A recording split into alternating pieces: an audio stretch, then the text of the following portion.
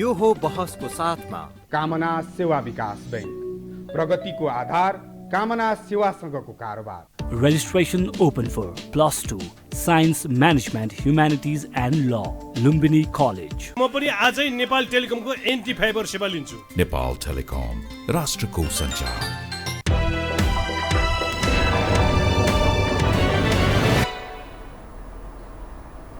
नमस्कार, यो बहसमा म यहाँलाई हार्दिक स्वागत गर्दछु।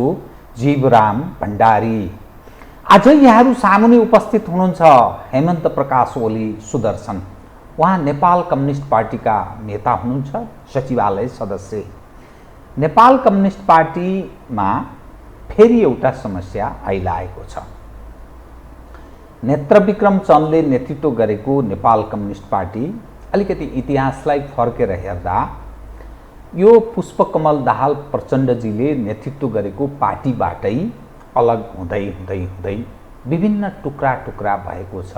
नेकपा तत्कालीन माओवादी अहिले अनेकौं नाममा त्यसले उत्पादन गरेको नेतृत्व पङ्क्ति विभाजित छ। पछिल्लो समयमा यथास्थितिभन्दा अलिक पृथक अस्तित्व र विकल्पको कुरा गरेको थियो नेपाल कम्युनिस्ट पार्टीले। त्यसमा पनि विप्लवले नेतृत्व गरेको नेपाल कम्युनिस्ट पार्टी। त्यसैको एउटा नेतृत्व पङ्क्तिका 5 जना सचिवालय सदस्य मध्येका महत्त्वपूर्ण एक व्यक्ति हेमन्त प्रकाश ओली र धर्मेन्द्र बास्तोला।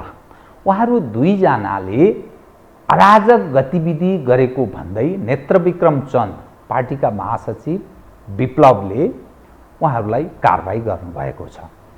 अब हेमन्त प्रकाश ओली, धर्मेन्द्र बास्तोलाहरू के गर्नुहुन्छ, पार्टीको आधिकारिक लाइन के थियो, उहाँहरूले के गर्नुभयो र उहाँहरूमाथि कारबाही गरियो र यो चुनावमा उहाँहरूको भूमिका के रहनेछ, आगामी राजनीतिक यात्रा कसरी तय गर्नुहोला। उहाँसँग विश्लेषणात्मक ढङ्गले अलिकति आम उहाँका पार्टीका कार्यकर्ता र समग्र लेफ्ट मुभमेन्टमा लागिरहेका व्यक्तिहरू र समग्र व्यक्तिलाई सूचनामूलक हुने विषय पनि म आज उहाँ मार्फत पस्कने प्रयत्न गर्नेछु।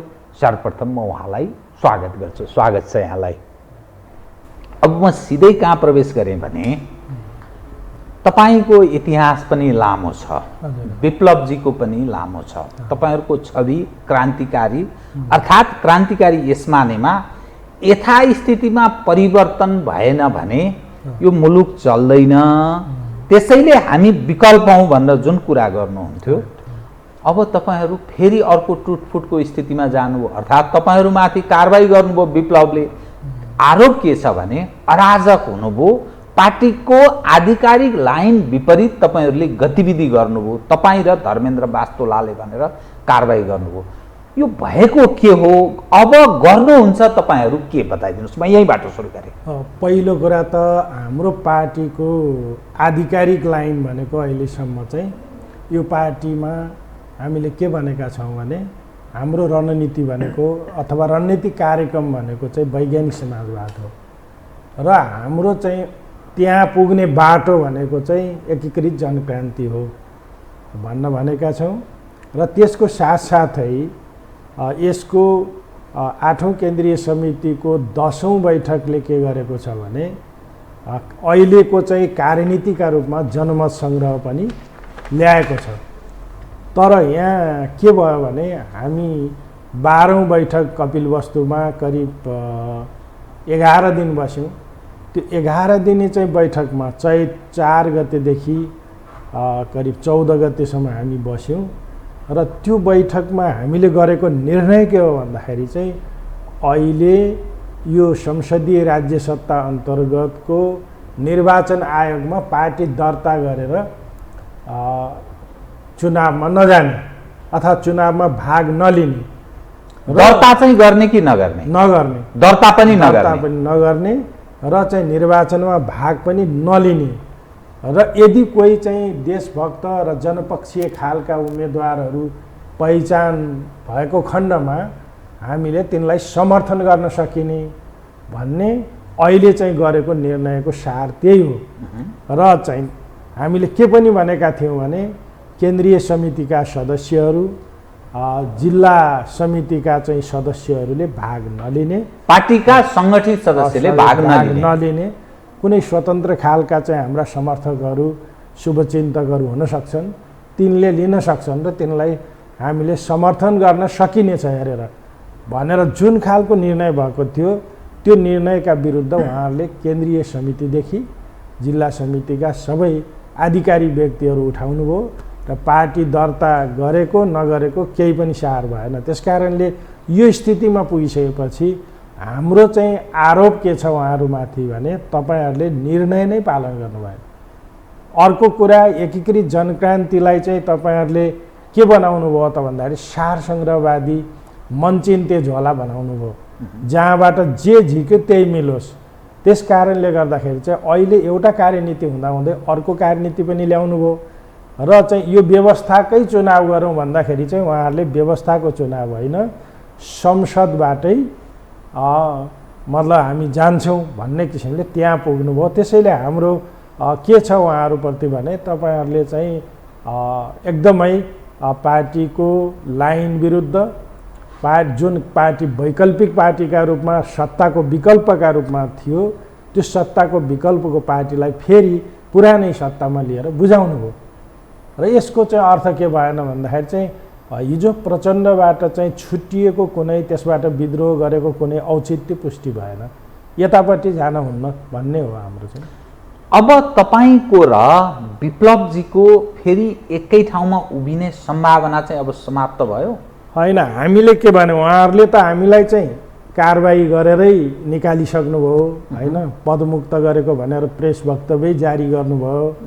हामीले हिजो त्यसको जवाफ पनि दिएका छौँ केन्द्रीय समितिको बैठक र चाहिँ केन्द्रीय समितिको चाहिँ 12औं केन्द्रीय समितिको जो म्यान्डेट थियो अथवा उहाँहरूको चाहिँ मतलब जो प्रस्ताव चुनावको प्रयोग गर्ने प्रस्ताव अस्वीकृत भएको थियो त्यो अस्वीकृत प्रस्ताव भइसकेपछि पनि उहाँहरू चाहिँ पदमै बरकरार हुनुहुन्छ र हामीले के भन्यौँ भन्दाखेरि चाहिँ सचिवालयको बैठकमा आइसकेपछि तपाईँले यो बुझ्नु भएन कि कुनै पनि महासचिव या अध्यक्षले आफ्नो प्रस्ताव अस्वीकृत भइसकेपछि केन्द्रीय समितिमा मतले त्यसलाई चाहिँ अस्वीकृत गरिसकेपछि विप्लव अल्पमतमा पर्नुभयो केन्द्रीय समितिमा पर्नुभयो। त्यहाँ उहाँ चुनाव उपयोग गर्न चाहनुहुन्थ्यो तर चाहिँ त्यहाँ के गरे भने बहुसङ्ख्यक साथीहरूले के विचार राखे भन्दाखेरि चाहिँ यो चाहिँ गलत छ र यो फिर्ता लिनुहोस् भनेर राखिसक्यो, त्यो अस्वीकृत भयो। त्यो अस्वीकृत प्रस्ताव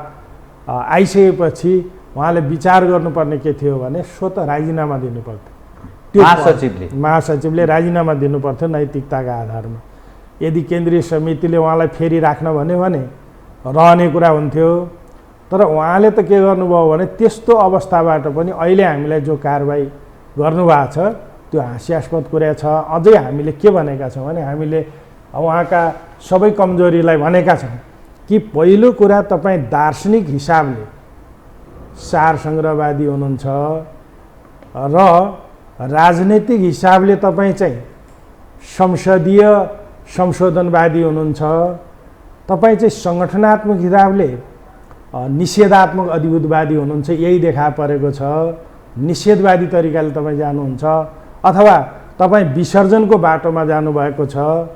अब सङ्घर्षको हिसाबले तपाईँहरू आत्मसुरक्षावादी साबित हुनुभयो र आर्थिक हिसाबले तपाईँहरू जुझारु अर्थवादी साबित हुनुभयो। यो समस्याबाट चाहिँ मुक्त हुँदै तपाईँ आउन सक्नुहुन्छ, रूपान्तरण भएर पार्टीमा आउनुहोस् भन्ने हामीले हिजो आह्वान गरेका छौँ उहाँलाई। रूपान्तरणको अर्थ अब के गर्नु पर्यो विप्लवजीले चाहिँ? यी चाहिँ मैले जे समस्याहरू भने यी प्रवृत्तिहरू सुधार्नु पर्यो। सार सङ्ग्रहवादी प्रवृत्ति अथवा चाहिँ पार्टीको कार्यदिशालाई जहाँ पनि लिएर जोड्ने, अमिल्दा कुराहरूमा अब मिल्ने चाहिँ यो नमिल्ने कुराहरूलाई नमिल्ने सिद्धान्तहरूलाई एउटै ठाउँमा चाहिँ मिलाउने भनेको चाहिँ सार सङ्ग्रहवाद हो। त्यस कारणले उहाँले संसदवादलाई या संसदीय चुनावलाई फेरि चाहिँ यहाँ चाहिँ तपाईँको वैज्ञानिक समाजवादमा जाने कार्यनीतिसित घालमेल पार्नुभयो। यो हिसाबले पनि उहाँ सार सङ्ग्रहवादी हुनुहुन्छ। अहिले चुनावमा भाग नलिने मुख्य पक्षलाई चाहिँ प्रधान पक्ष चाहिँ नबनाएर चुनावमा मतलब हामीले कतिपय उम्मेदवारलाई समर्थन गर्न सकिने भन्ने जुन थियो त्यसलाई प्रधान बनाउनु, त्यो किसिमले पनि उहाँ सार सङ्ग्रहवादी हुनुभयो। त्यस कारणले यो पनि उहाँले सच्याउनु पर्दछ। दोस्रो कुरा उहाँ चाहिँ राजनीतिक हिसाबले के भने संसदीय संशोधनवादी हुनुभयो। संसदीय संशोधनवादी किन भन्दाखेरि चाहिँ उहाँले के गर्नुभयो भन्दाखेरि चाहिँ फेरि संसदवादमै जाने चाहिँ बनाउनु भयो। अर्को उहाँले किताबै लेखेर के भन्नुभएको छ भने पुँजीवाद कि वैज्ञानिक समाजवाद भन्नेमा चाहिँ अब शान्तिपूर्ण तरिकाले रूपान्तरण हुन सक्छ र हामी सबै समाजवादी रहेछौँ नेपालमा। उहाँको चाहिँ यस्तो मूल्याङ्कन छ, सबै उपेन्द्र यादव पनि समाजवादी, तपाईँको माओवादी केन्द्र पनि समाजवादी, मतलब हाम्रो चाहिँ के अरे केपी ओली पनि समाजवादी, माधव नेपाल पनि हामी सबै समाजवादीहरू संसदमा गएपछि संसदलाई निल्न सकिन्छ र त्यहीँबाट वैज्ञानिक समाजवाद आउँछ भनेपछि उहाँ संसदीय संशोधनवादी हो भन्ने कुरा चाहिँ प्रष्ट हुन्छ। तेस्रो कुरा महाधिवेशन भइसकेपछि अहिलेसम्म चाहिँ जुन 65 जना केन्द्रीय समितिका सदस्यहरू थिए, 65 जना थिए महाधिवेशनबाट आएका, उनीहरूमध्ये 34 जना चाहिँ बाहिर उहाँहरूले निकालिसक्नु भएको छ विभिन्न बहानामा। 65 मध्ये 34 जना निकालिसक्नु भएको छ र आफ्नो मनमर्जी चाहिँ आफूसित मिल्ने खालका मात्र त्यहाँ ल्याउनु भएको छ। र त्यसो भए हुनाले हामीले के बुझेका छौँ भन्दाखेरि चाहिँ यो निषेधात्मक अधिभूतवाद हो। उहाँहरू एकल काटे तरिकाले सोध्नुहुन्छ, त्यस कारण यो अधिभूतवाद हो। र उहाँको के शैली छ भने निषेधात्मक शैली छ, द्वन्द्ववादी शैली छैन कार्यकर्ताको मूल्याङ्कनमा, नेताहरूको मूल्याङ्कनमा। त्यसपछि गएर जनवर्गीय सङ्गठनका सबै चाहिँ मतलब मानिसहरू, त्यसका पदाधिकारीहरू के हुन्छ भने उहाँहरूको अनुकूल भएपछि ती चाहिँ त्यहाँ रहन्छन्, प्रतिकूल भएपछि अथवा चाहिँ तिनी के विजातीय तत्त्वहरू हुन्छन् र फालिन्छन्। सडकमा धेरै मान्छेहरू छन्, त्यस कारणले उहाँहरूको चाहिँ सङ्गठनात्मक शैली निषेधात्मक अधिभूतवादी छ। त्यस्तै किसिमले चाहिँ हामीले के भने सङ्घर्षको दृष्टिकोणले उहाँहरू डराउनु भयो। त्यस कारणले उहाँको यो आत्मसुरक्षावाद हो र चाहिँ उहाँहरूका सबै उदाहरण थुप्रै छन्। अहिलेसम्म आइपुग्दाखेरि त्यसरी चाहिँ मतलब सोच्नुभयो। अर्को किसिमले चाहिँ अर्थवादी दृष्टिकोणले के देखिन्छ भन्दाखेरि चाहिँ उहाँहरू जुझारु भौतिकवादी हो, अथवा अर्थको लागि लड्ने र अरू चाहिँ सङ्गठन बनाउने, विचार निर्माण गर्ने र चाहिँ मतलब कसरी उद्देश्यमा पुग्ने, समाजवाद कसरी ल्याउने भन्नेमा चिन्तन नगर्ने, यो खालको चाहिँ मतलब एउटा जुझारु अर्थवादी सोच, मिलिटेन्ट इकोनोमिजम उहाँहरूमा छ। यो कुराहरू सच्याउनु पर्छ र यो कुरा सच्याएर तपाईँ आउनुहुन्छ भनेदेखि चाहिँ रूपान्तरण भएर आउनुहुन्छ भने यो पार्टीमा बस्नु उचित हुन्छ, नत्र तपाईँको उचित छैन भनेर हामीले हिजो एउटा प्रेस विज्ञप्ति दिएर त्यसमा भनिसकेका छौँ। पार्टीको 5 जनाको सचिवालयमध्ये 2 जना, यसको अर्थ तपाईँहरू अल्पमतमा पर्नुभयो। अनि सेन्ट्रल कमिटीको के छ स्थिति? सेन्ट्रल कमिटीको चाहिँ हामीले भन्यौँ कि हामी बहुमतमा छौँ। हिजो अहिलेसम्म रहेको जुन चाहिँ विचार प्रकट गर्नुभएको छ हामीले त्यसलाई मतलब भोटिङको हिसाबले अल्पमत बहुमत भनेका छैनौँ कि विचारधारात्मक सर्वोच्चताका हिसाबले चाहिँ हाम्रो विचारधारात्मक सर्वोच्चता कायम भएको छ। 68 जनामा 72 जनामा 42 जनाले हाम्रो पक्षमा बोल्नु भएको छ। त्यसो भए हुनाले यसमा चाहिँ हाम्रो विचारधारात्मक सुपरमेसी अथवा आइडियोलोजिकल सुपरमेसी भने पनि भयो, विचारधारात्मक सर्वोच्चता भने पनि त्यो कायम छ। त्यसो भए हुनाले हामीले बहुमतको मतलब हामीले केन्द्रीय समिति बसेर हिजो उहाँहरूलाई के भनेका छौँ, हामीले उहाँहरूले जस्तै पदमुक्त गरेका छैनौँ। तपाईँहरू सच्चिनुपर्छ, मोरल्ली त तपाईँहरू तल बस्नु पर्यो होइन केन्द्रीय समितिमै, तर तपाईँहरू सच्चिएर आउनु पर्यो भनेका छौँ। यदि त्यसो नभए तपाईँहरू के गर्नुहुन्छ त? अब नेपाल कम्युनिस्ट पार्टी भन्ने पार्टी नै त्यसैलाई नै नामाकरण गरेर नेतृत्व कसैले लिएर, अर्थात् हेमन्त प्रकाश ओली सुदर्शन आफ्नै नेतृत्वमा नयाँ पार्टी पुनर्गठनको घोषणा गर्नुहुन्छ कि अथवा नयाँ अर्को नामको पार्टी घोषणा गरेर अघि बढ्ने, या प्रचण्डजी या मोहन वैद्यजी या कसैसँग मिल्ने के योजना छ यो पनि बताइदिनुहोस् न। अहिले हामीले के गर्छौँ भने पहिलो कुरा त हाम्रो पार्टीभित्रको समस्या हामीले हल गर्छौँ होइन। त्यो भनेको उहाँहरू रूपान्तरण भएर आउने महासचिव कमरेड, प्रवक्ता कमरेड जो हुनुहुन्थ्यो, उहाँहरू चाहिँ रूपान्तरण भएर आउने स्थिति बन्यो भनेदेखि चाहिँ ठिक छ यो पार्टीलाई नै अगाडि लाने कुरा हुन्छ होइन। नत्र हामीले के भनेका छौँ भन्दाखेरि चाहिँ भन्दै पनि आएका छौँ यसलाई पुनर्गठन गरेर जाने पनि सम्भावना हुन्छ। पुनर्गठन गर्ने भनेको त तपाईँको महासचिवलाई हटाउनु पर्ने हुन्छ होइन। समग्र कुराहरूलाई चाहिँ मतलब उहाँहरू नसचिने स्थितिमा त्यस किसिमले हामी जाउँ भनेका छौँ। यो चाहिँ कहिलेसम्म कुर्ने, कहिलेसम्ममा यसको नतिजा आउँछ? होइन, अब यो हामी एउटा प्रक्रियामा गइरहेका छौँ, उहाँहरूलाई भनिरहेका छौँ, उहाँहरूसित संवाद पनि गर्छौँ, छलफल पनि गर्छौँ। त्यो छलफलको प्रक्रिया जति छिटो सकिन्छ त्यही किसिमले चाहिँ हामी यसलाई निर्णय गर्छौँ। मेरो विचारमा यो धेरै लामो बनाउनु हुँदैन भन्ने लागेको छ। यो के कारणले तपाईँहरूको बिचमा यस्तो अवस्था सिर्जना भयो? एक त यो विभिन्न अप्ठ्यारो स्थितिबाट तपाईँहरू गुज्रनुभयो। एक पार्टी कता मोडिन्छ, पार्टीका अनेकौँ अर्धभूमिगत भूमिगत यस्तो खाले यात्रा पनि तपाईँहरूले गर्नुभयो, राजनीतिक यात्रा। र यो राजनीतिक जीवनमा जुन उतार चढाव तपाईँहरूको रहिरह्यो र अहिले यो मूलत समस्या के को उपज हो? यो मूल रूपमा मैले समस्याहरू त भने मूल रूपमा संसदीय बाटोबाट चाहिँ जाने मतलब चुनावी बाटोबाट संसदमा जाने कि या चाहिँ हामीले अरू कार्यनीतिहरू क्रान्तिकारी कार्यनीतिहरू बनाएर होइन अथवा एकीकृत जनक्रान्ति भनेर त्यसलाई पनि चाहिँ सच्याएर त्यो पनि अलिक सार सङ्ग्रहवादी बनाउन खोज्नुभयो उहाँले। यो चुनाव पनि एकीकृत जनक्रान्तिमै हाल्न खोज्नुभयो। त्यस कारणले मतलब यसरी चाहिँ सार सङ्ग्रहवादी बनाएर हुँदैन। यसमा त वैज्ञानिक तत्त्वहरू राखेर चाहिँ हामीले नयाँ कार्यनीति बनाएर त्यसलाई चाहिँ हामीले चाहिँ वैज्ञानिक समाजवादकै बाटोमा जानु पर्यो नि। जस्तो बरु जनमत सङ्ग्रहकै कुरा ठिक थियो, व्यवस्थाकै चुनाव गरौँ भन्ने थियो। तर उहाँहरू त के गर्नुभयो भने एक शब्द पनि उनीहरूले सोध्दैनन् होइन। यत्रो कुरा राखिया छ, जनमत सङ्ग्रहको कुरा, प्रगतिशील संयुक्त सरकारको कुरा राखिया छ, यतापट्टि चाहिँ कुरै नगरिकन र यतापट्टि फेरि राजबन्दीहरू चाहिँ छुटेका छैनन् होइन। त्यो कुरा पनि नगरिकन हामी सर्लक्क चाहिँ जे यो सत्ताले भन्छ त्यही मानेर उम्मेदवार हुँदाखेरि पनि हामीले के भनेका थियौँ भने 69मा छुट्टिँदाखेरि प्रचण्डलाई चाहिँ मतलब गद्दारै भनेका थियौँ, विश्वासघाती भनेका थियौँ।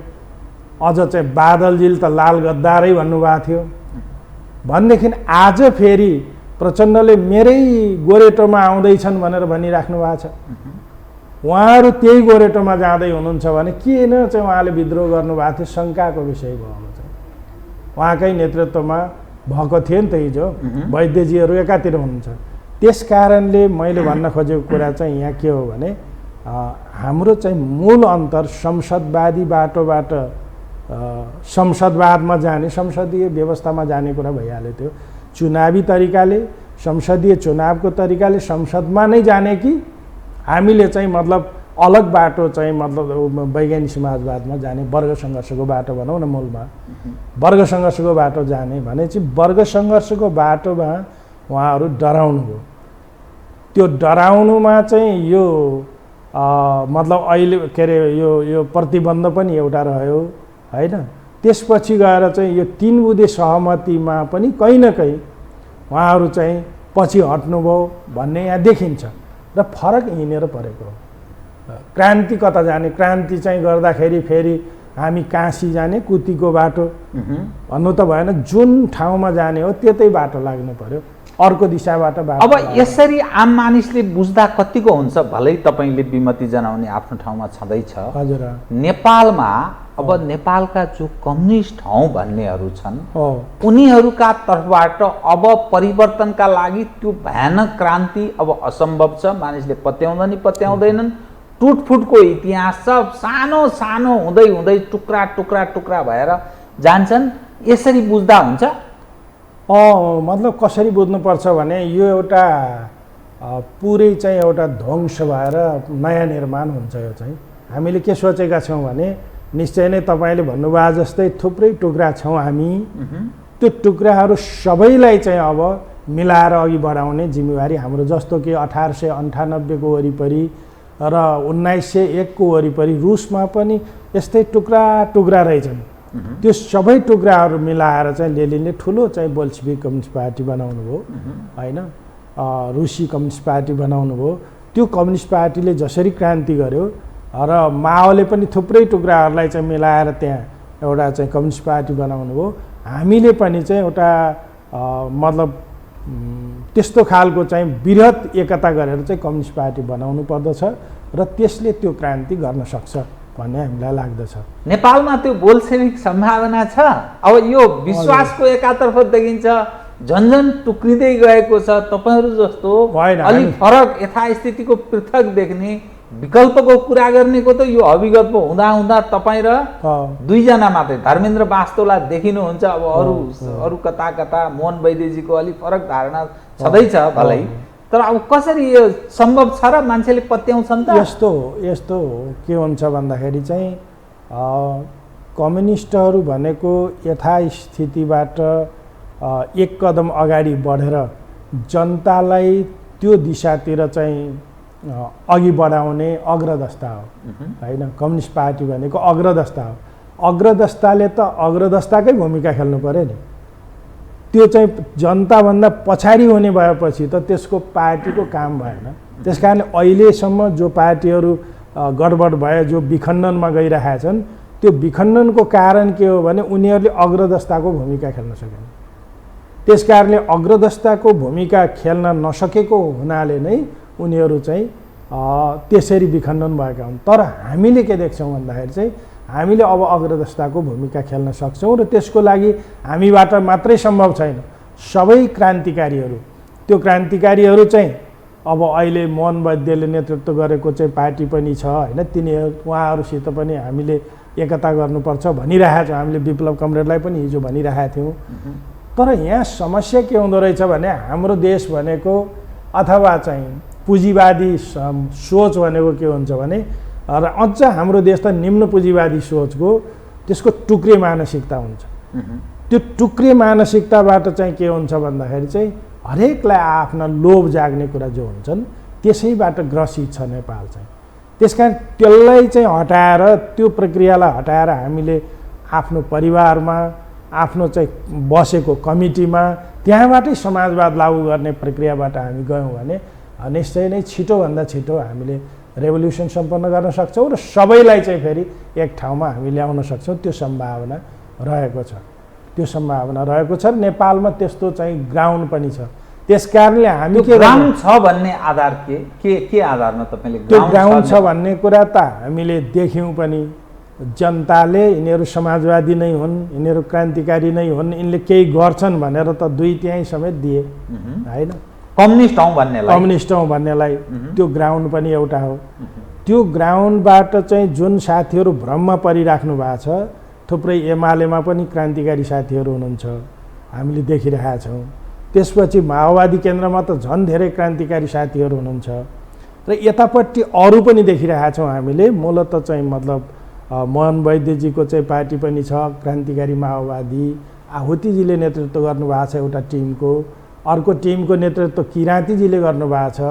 अर्को टिमको नेतृत्व तपाईँको चाहिँ कट्टेलजीले गर्नुभयो। यी सबैलाई यति मात्रै छैन, साना साना थुप्रै म त के देखिरहेको छु भन्दाखेरि चाहिँ हाम्रैबाट गएका थुप्रै साना साना त्यस्ता समूहहरू रहेका छन्। नेपालमा कतिवटा कम्युनिस्ट हौ भन्ने पार्टी छन् तपाईँलाई जानकारी? अब मेरो विचारमा चाहिँ समूहको हिसाबले हेर्दाखेरि चाहिँ हामीले यसो हिसाब लगाउँदा 30 भन्दा बढी त्यस्ता समूहहरू। यो के कारणले यो फुट्छ? यो सबै चाहिँ मतलब तपाईँ के हो भने सही नेतृत्व र सही विचारधारा पाएका छैनन्। वास्तवमा नयाँ विचारबाट मार्क्सवादको चाहिँ डेभलप गरेर जानुपर्छ। एउटा त चाहिँ उनीहरू सबैले मार्क्सवादका आधारभूत सिद्धान्त बुझेका छैनन्। दोस्रो कुरा चाहिँ ती आधारभूत सिद्धान्तहरू अनुसार चाहिँ आजको परिस्थिति जो पैदा भएको छ, विश्व परिस्थिति, त्यो परिस्थिति अनुरूप चाहिँ तिनले विकास पाएका छैनन्। त्यस कारण त्यो विचारको विकास पनि आवश्यक छ। मतलब त्यसको बेस, त्यसको आधारलाई पनि राम्रोसित समात्न आवश्यक छ। यी कोही चाहिँ कम्युनिस्ट पार्टीको चाहिँ विचारधारा गाइडलाइन जो छ मार्क्सवाद लेनिनवाद माओवाद त्यो बुझेकै छैनन् भन्ने छ मेरो। त्यो बुझाउन सकिएको छ। तपाईँको दृष्टिकोणमा नेत्रविक्रम चन्द विप्लवजी अब यही संसदीय चुनावको दलदलमा अर्थात् यही संसदीय गतिविधिमै उहाँ सामेल हुने छाँटकाँट देखियो र उहाँको प्रचण्डसँग एकता हुने सम्भावना पनि छ, त्यस्तो दिशातर्फ पनि उन्मुख छ?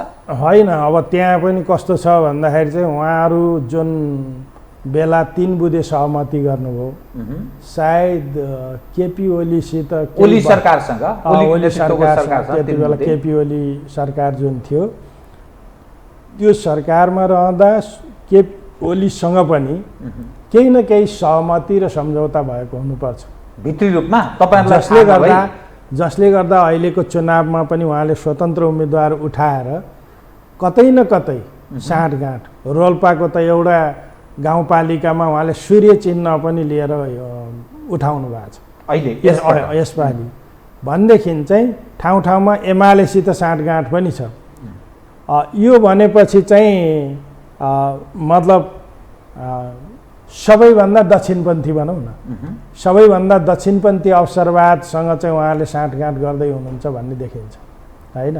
त्यसो भएपछि यो राम्रो लक्षण होइन र उहाँहरू हिजो वास्तवमा चाहिँ के देखिन्छ भन्दाखेरि विप्लव कमरेडले त्यति बेला म सुरुमै विद्रोहमा त भएन, पछि यहाँ एकता भयो हाम्रो चाहिँ, सुरुमा विद्रोह गर्ने बेलामा चाहिँ उहाँहरूले अरू केही उद्देश्यमा राख्नु भएको थियो कि होइन, वैज्ञानिक समाजवाद र साम्यवाद उद्देश्यमा नराखेर उहाँहरूले चाहिँ कुर्सी उद्देश्यमा राख्नु भएको थियो कि होइन, सत्ताको, किनभने सत्ता साझेदारीको कुरा पनि सुरुमा चलाउनु भएको थियो उहाँहरूले, कतै सत्ता साझेदारी गर्न पो खोज्नु भएको थियो कि कतैबाट, यस्तो खालको बढी देखा पर्यो उहाँमा चाहिँ।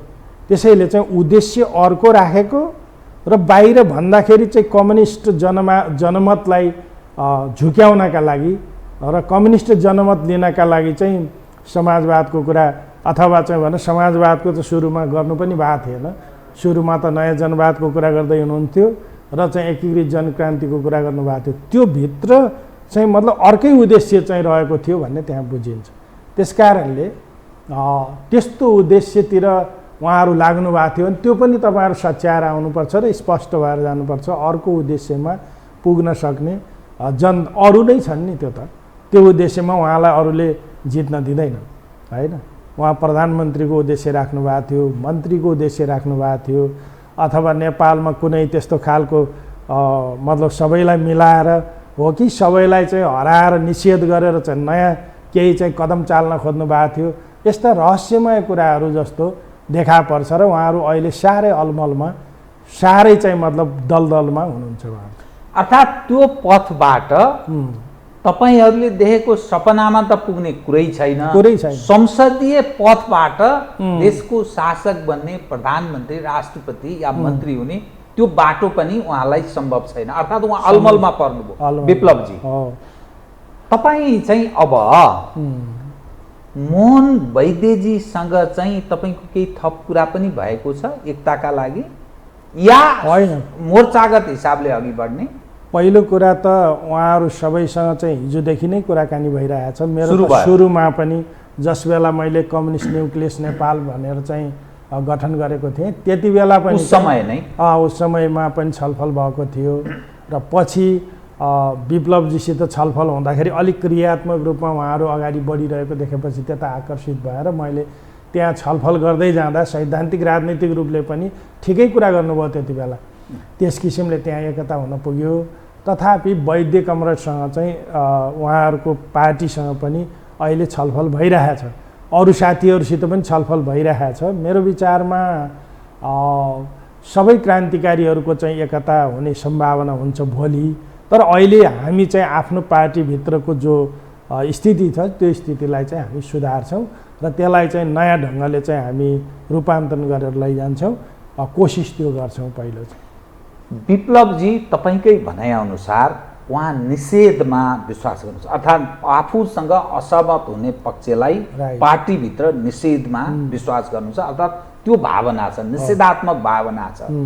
यसको अर्थ तपाईहरूलाई अब स्पेस छैन, त्यो पार्टी नेपाल कम्युनिस्ट पार्टीको म महासचिव भएको हुनाले त्यो पार्टी मेरै हो भन्ने उहाँले दाबी पनि गर्नुहुनेछ। उहाँले आफ्नो ढङ्गले राजनीतिक यात्रा तय गर्नुहोला, उहाँसँग गर्ने संवाद बहस म अलग्गै गरौँला कि अब तपाईहरू चाहिँ के नामको पार्टी खोलेर अघि बढ्नुहुन्छ यो पनि बताइदिनुहोस् न। होइन, हामीले मिल्ने सम्भावना त अब सालाखाला च्याप्टर क्लोज भए जस्तो देखिन्छ तपाईँहरूको। होइन, हामीलाई अब कारवाही गरेर हामी कारवाही हुँदैनौँ, किनभने हामीले बहुमत सदस्यहरूले विचार के हाम्रो लाइनको विचार प्रकट गर्नुभएको छ। किनभने कार्यदिशाले नै सबै कुराको निर्धारण गर्ने कुरा हो। हाम्रो कार्यदिशा क्रान्तिकारी कार्यदिशा भएको, वैज्ञानिक समाजवादी कार्यदिशा भएको हुनाले चाहिँ त्यो कार्यदिशालाई समर्थन गरेका साथीहरूको बहुमत भएको हुनाले त्यहाँबाट हामीलाई हटाएर हामी हट्दैनौँ। किन भन्दाखेरि चाहिँ त्यो स्वतः सिद्ध छ कि चाहिँ बहुमतले भनेको मान्नुपर्दछ नि त। किनभने कि त जनवादी केन्द्रीयताको चाहिँ मतलब जो पद्धति छ त्यो मान्दैनौँ भन्नु पर्यो उहाँले। त्यो मान्दैनौँ भन्नुभयो भने ठिक छ। तर उहाँ त महासचिव हो, फेरि उहाँ महासचिवको पदमा रहिरहनु भएन अब चाहिँ। किन भन्दाखेरि चाहिँ उहाँले त्यो नैतिकता गुमाउनु भएको छ। उहाँको चाहिँ प्रस्ताव महासचिव होइन, किन भन्दाखेरि चाहिँ उहाँले त्यो जुन बैठक हो 12औं बैठक, त्यसमा चाहिँ उहाँको प्रस्ताव अस्वीकृत भएपछि मोरल्ली उहाँले चाहिँ त्यसमा त्यो पदबाट हट्नु भएको छ। वास्तवमा चाहिँ मोरल्ली त्यो पदबाट हट्नु भएको छ। त्यसकारणले आधिकारिक रूपमा चाहिँ त्यसको हामी हौँ भनेर भन्ने दाबी चाहिँ उहाँलाई छैन। महासचिव किनभने अर्को कुरा को तपाईँ आफू बन्ने अब महासचिव होइन, अहिले केन्द्रीय समितिको तर्फबाट हामीले लिड गरिरहेका छौँ र त्यसमा चाहिँ हामी अलि सिनियर उसमा भनौँ न वरिष्ठताको क्रममा चाहिँ अब कञ्चनजी र म छौँ होइन। र यो प्रक्रियाबाट जाँदाखेरि यो त यसलाई त फेरि एउटा प्रक्रियामा लैजानुपर्छ।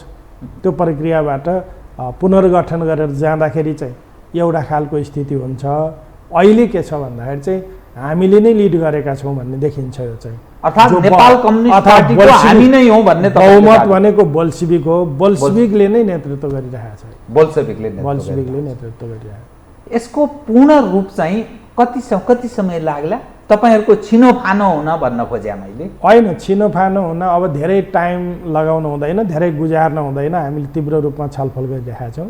यो छलफलको प्रक्रियाबाट हामी एउटा निष्कर्षमा पुगिहाल्छौँ। अन्ततोगत्वा तपाईहरु जाने राजनीतिक मार्गचित्र पथ कता प्रवेश गर्ने तपाईहरु?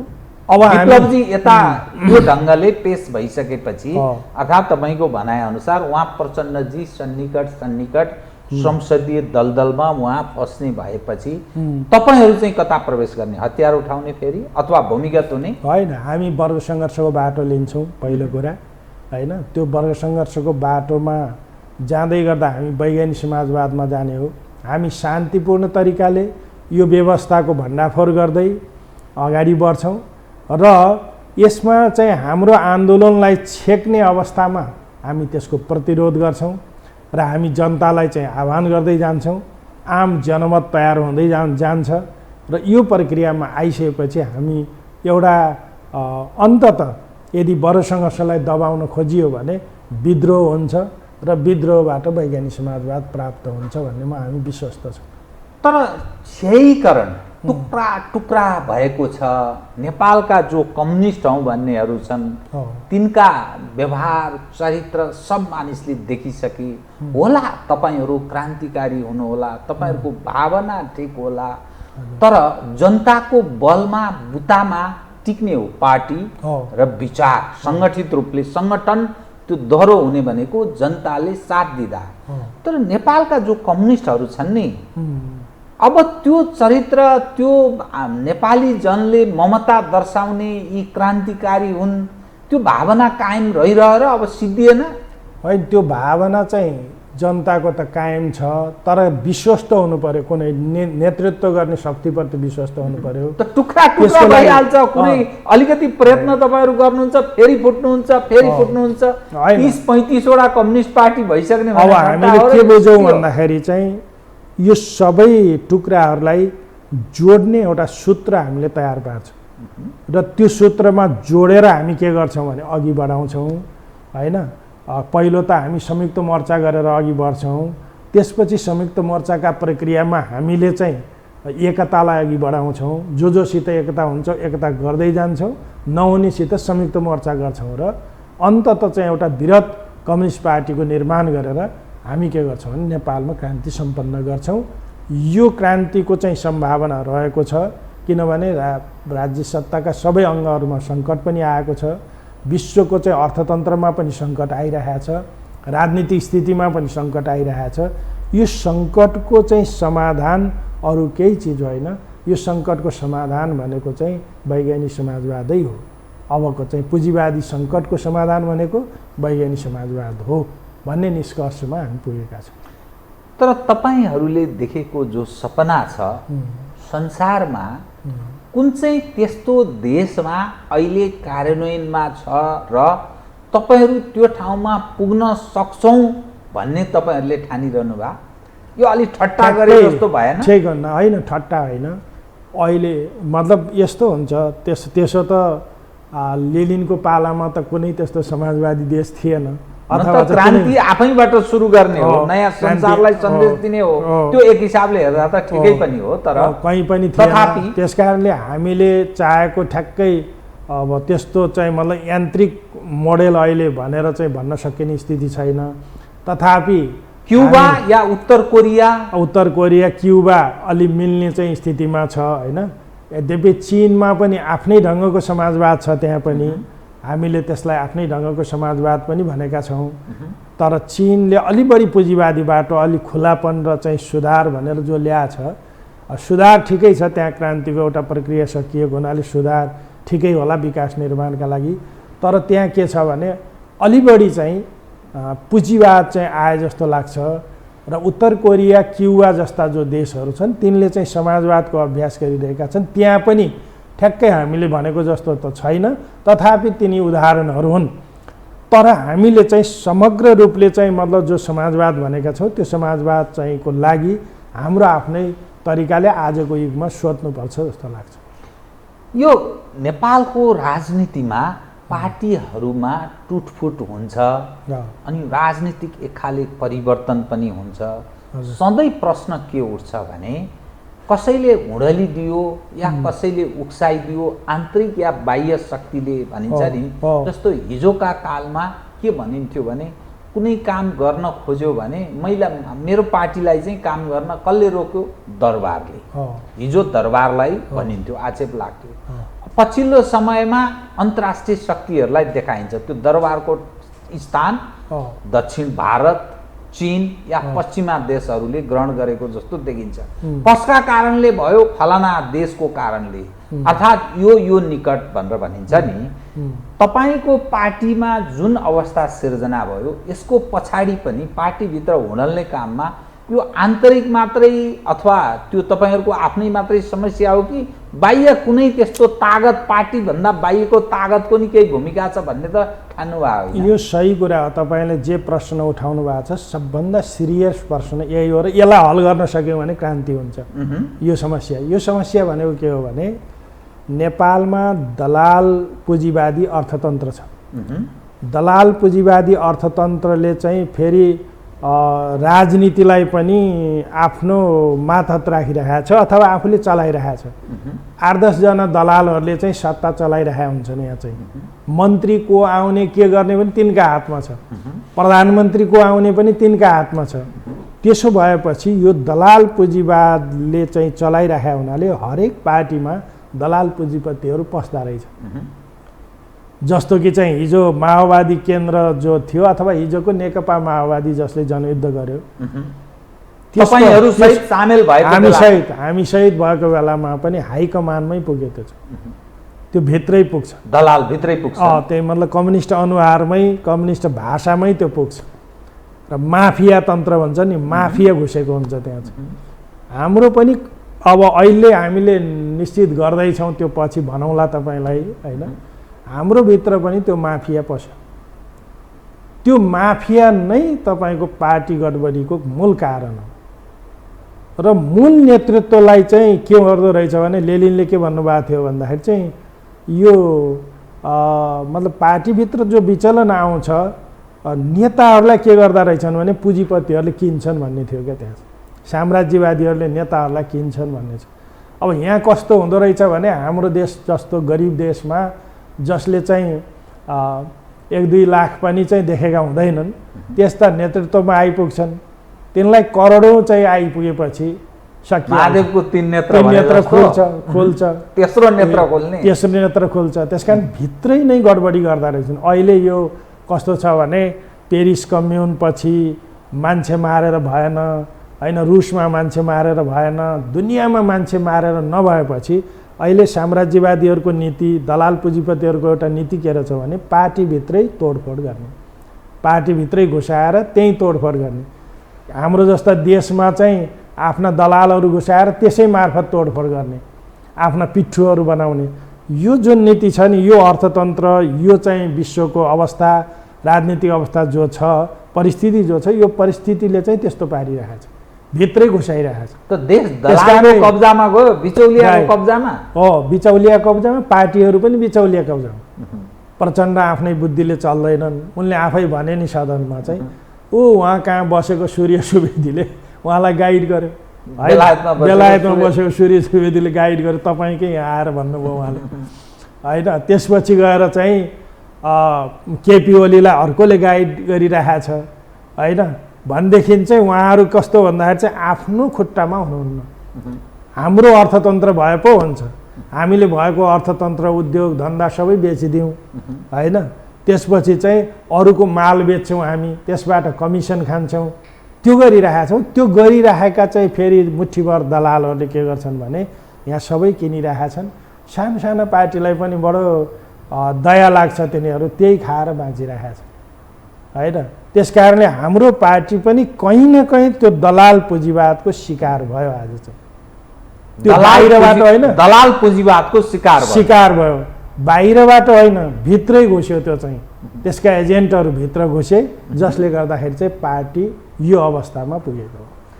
अब कुनै त्यस्तो परिवर्तनको तत्काल सम्भावना चाहिँ यसको अर्थ लामो समयका लागि टर्यो भनेर यसरी बुझौँ नेपालको राजनीति? मतलब यस्तो हो, मतलब त्यो परिवर्तनको सम्भावना त टर्दैन, किनभने यो सबै बुझेर अब कोही न कोही आइहाल्छ होइन। हामी पनि त्यसमा सचेत भएका छौँ। अब हामी आफैले पनि विचार गर्नु, कहीँ हाम्रो भित्र पनि होइन मसँगै पनि पुगिरहेछ कि त्यो भन्ने कुरा छामेर अलिकति बुझेर पार्टी यस्तो बनाउनु पर्यो कि वास्तवमा त्यो क्लाइनस्टाइन पार्टी भन्छ नि अलि होइन, त्यस्तो चाहिँ दह्रो पार्टी हामीले नबनाइकन चाहिँ आजको युगमा चाहिँ क्रान्ति गर्न मुस्किल छ, धेरै मुस्किल। कस्तो हुन्छ भन्दाखेरि चाहिँ अहिले त तपाईँको अब यो मिडियाले पनि कहीँ चाहिँ तपाईँको क्लाइनस्टाइन रहन दिँदैन, भूमिगत रहन दिँदैन, यस्तो खालको स्थिति छ।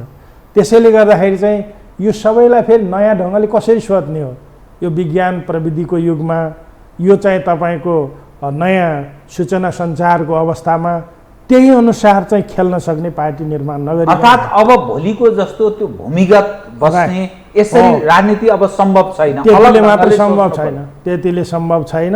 र त्यो एउटा स्थिति, निश्चित स्थिति आइपुगेपछि चाहिँ त्यसले मतलब सत्ताकै विरुद्ध पुरै विद्रोह गर्ने स्थिति बनाउनु पर्दछ।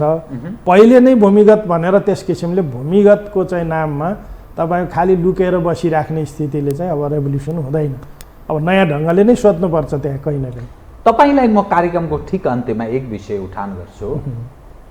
अब यो देशमा परिवर्तनको तपाईँहरू जो कुरा गरिरहनु भएको छ नि, परिवर्तनको कुरा गर्दा कम्युनिस्ट हौँ भन्नेहरूले अर्थात् बोल्सेविकको जो तपाईँहरू कुरा गरिरहनुहुन्छ, बोल्सेविक क्रान्ति, यिनले मात्रै परिवर्तन गर्न सम्भव छ कि अरू कुनै त्यस्तो तागतसँग पनि गैर कम्युनिस्टहरूसँग पनि मिलेर सहकार्य गरेर परिवर्तन गर्ने स्थिति बन्दैछ या के स्थिति छ बताइदिनु? अब मूल्याङ्कन सो मूल्याङ्कन गर्ने एमसिसी पारित भइसकेपछि नेपालको विशिष्ट सन्दर्भमा भन्दा मलाई के लागेको छ भने अब कम्युनिस्टहरूले मात्रै होइन, मतलब यहाँ चाहिँ अब नारा राष्ट्रवादको छ अथवा चाहिँ राष्ट्रिय स्वाधीनताको प्रश्न उठेर आएको छ। मूल प्रश्न राष्ट्रलाई स्वाधीन गर्ने हो भने राष्ट्रवादी शक्तिहरूको चाहिँ एउटा तागत बनाउनु जरुरी छ, राष्ट्रवादी मोर्चा बनाउन जरुरी छ।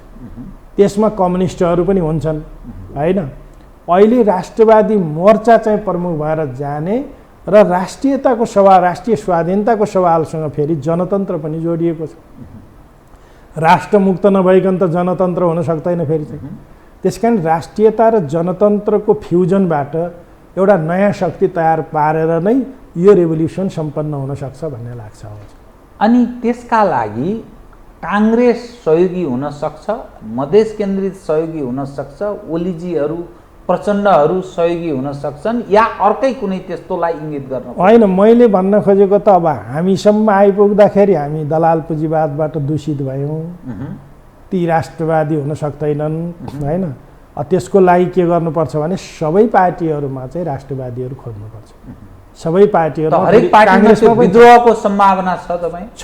त्यो चाहिँ मतलब अन्तिममा आएपछि त कस्तो हुन्छ भने मतलब च्याङ्काई सेकलाई पनि त्यसका कर्नेलहरूले नै समातेर माओसेतुङ कहाँ ल्याए नि, त्यो स्थिति पैदा हुन्छ अन्ततः होइन। त्यस कारणले जुन सत्ताका चाहिँ मतलब सत्तामा पुगेका मानिसहरू छन् तिनीहरूले त्यो दलाली गर्यो भने जापानी साम्राज्यवादकै दलाली गर्ने च्याङ्काई सेकलाई के गरिदियो भने उनीहरूलाई मुन्ट्याएर त्यहाँ ल्याइपुगे। अथवा चाहिँ राष्ट्रवादी र क्रान्तिकारी शक्तिहरूको मोर्चा जब बन्छ, अब जो चाहिँ फेरि दलाल पुँजीवादी अथवा चाहिँ साम्राज्यवादका दलालहरू हुन्छन् तिनलाई मुन्ट्याएर पनि चाहिँ राष्ट्रियताको पक्षमा ल्याउँछ चाहिँ एउटा शक्तिले। त्यो शक्ति हामीले तयार पार्नु पर्दछ। त्यो अहिले त्यसरी चाहिँ प्रभावित हुँदैन। भोलि चाहिँ मतलब हामीले त्यो किसिमको क्रियाकलाप, राष्ट्रियताप्रतिको जनतन्त्रप्रतिको क्रियाकलाप कसरी जान्छौँ त्यसमा निर्भर पर्छ।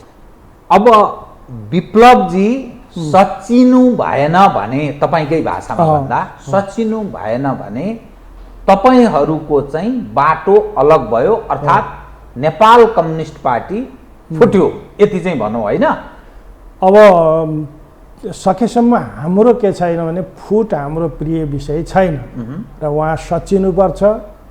तपाईँ मार्क्सवादी लेनिनवादी माओवादी भएको हुनाले उहाँले के गर्नुपर्छ भने जनताबाट पनि कुरा लिनुपर्दछ, जनताको भावनालाई पनि उहाँले बुझ्नुपर्छ। बुझ्नु भएन उहाँले त होइन, एक स्टेप त लिइहाल्नुभयो उहाँले, तथापि ठिक छ हामीमाथि कारबाही गर्नुभयो, ठुलो कुरो छैन।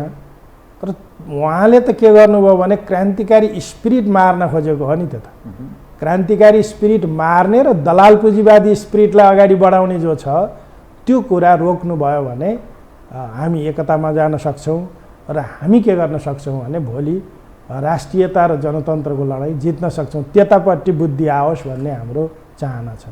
हस्, धन्यवाद।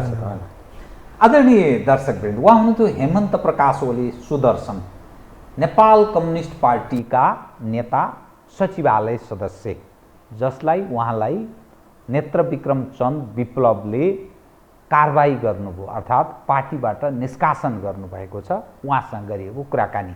म सहित मेरो सम्पूर्ण युनिटलाई कार्यक्रमबाट बिदा दिनुहोस् र यो हो टेलिभिजन हेर्दै रहनुहोला। नमस्कार।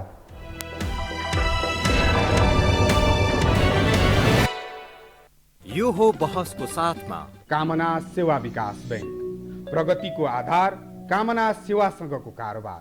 Registration open for +2 Science Management Humanities and Law, Lumbini College. म पनि आजै नेपाल टेलिकमको एन्टी फाइबर सेवा लिन्छु। नेपाल टेलिकम, राष्ट्रको सञ्चार।